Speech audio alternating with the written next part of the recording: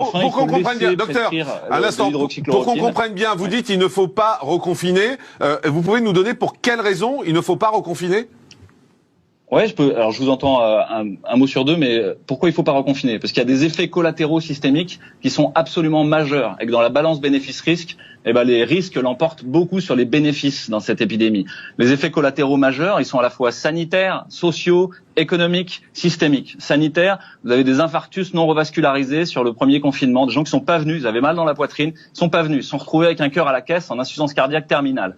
Vous avez des cancers, des leucémies, des lymphomes, qui ont 3, 6 mois, 7 mois de retard diagnostique et thérapeutique. Et on voit des formes qu'on voyait plus depuis 30 ans, avec des pertes de chance en termes de pronostic qui sont majeures et qui vont largement compenser les morts du Covid, et même bien plus. Vous avez des personnes âgées qui déclinent au niveau cognitif très très rapidement, d'être isolées socialement, d'être derrière des masques. Nous, on a des témoignages d'orthophonistes qui nous disent de semaine en semaine, ils reconnaissent plus un éléphant d'un lapin. Puis la semaine d'après, ils savent plus ce que c'est qu'une carotte. Pareil, vous avez des enfants en crèche qui sont avec des tatas masqués toute la journée, qui n'ont pas le droit de les toucher.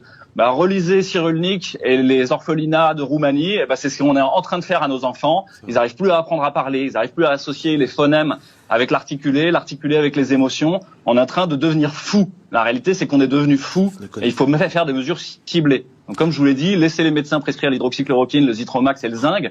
La balance bénéfice-risque, même si vous savez pas si ça va vraiment bien marcher, il faut le faire. Il y a tellement peu de risques et il y a tellement de bénéfices potentiels. Laissez-les faire et arrêtez d'essayer de vendre le remdesivir. Éclairer les conflits d'intérêts dans cette histoire auprès du conseil scientifique, auprès du gouvernement et auprès de la NSM. Je veux dire, ça c'est le travail des journalistes.